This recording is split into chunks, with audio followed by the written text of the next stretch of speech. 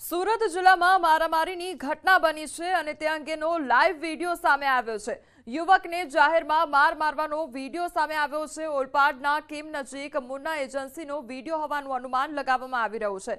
એક યુવક જમીન પર સુવાડી લાત ગુસ્સાનો માર મારી રહ્યા છે ત્યારે યુવકને માર મારતા યુવક લોહી લુહાણ થઈ ગયો છે। ત્યારે યુવકને ઢોર માર મારવામાં આવ્યો છે અને જાહેરમાં માર મારવાનો આ વિડિયો વાયરલ થયો છે। સંવાદદાતા કેતન અમારી સાથે જોડાઈ ગયા છે। કેતન, સુરતની ઘટના કે જ્યાં યુવકને ઢોર માર મારવામાં આવે છે, શું અપડેટ આખી ઘટનામાં?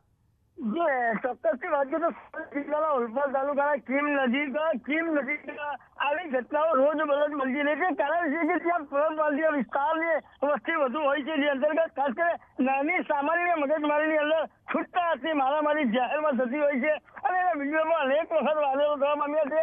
પરંતુ આ જે ઘટના બનવા પામી છે એ ઓલપાડના મુન્ના એજન્સીનો આ વિડીયો હોવાનું અનુમાન છે। એક યુવકે જમીન પર સુવડાવી લાત અને ગુસ્સાથી મારામારી કરતો વિડીયો સોશિયલ મીડિયામાં વાયરલ થવા પામ્યો છે।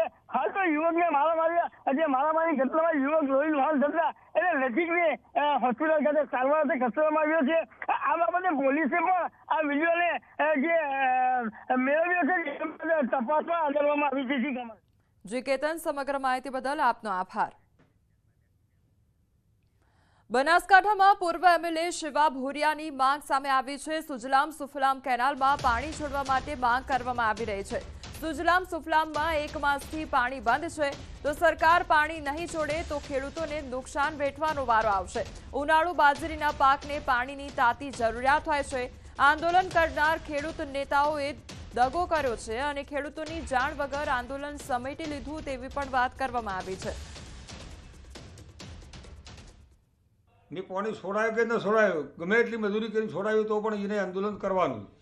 આ વખતે મને એવું લાગે છે કિસાન સંઘ પણ કદાચ સરકાર જોડે શોર્ટકટ કરી અને ખેડૂતોની પીઠ પાછળ ઘા કરતો એવું મને દેખાઈ રહ્યું છે। જો અત્યારે હાલ પાણી 1 કે 2 દાડામાં છોડવામાં ના આવે તો નર્મદા કેનાલની 5-7 કિલોમીટરની આજુબાજુની જે ખેડૂતો છે એ ખેડૂતોની તો બુરી દશા છે। એનું કારણ છે કે ઊભો પાક બાજરી એટલે ખાલી ફક્ત ને ફક્ત 1 કે 2 પોણી બાજરીની જરૂરથી વધારે જરૂર હતી ને જેટલી બધી ખેડૂતોને ખર્ચો કરવો હતો।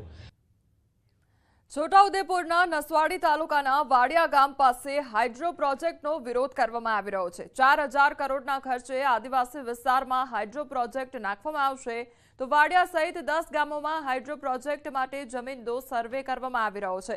તે સર્વેની કામગીરી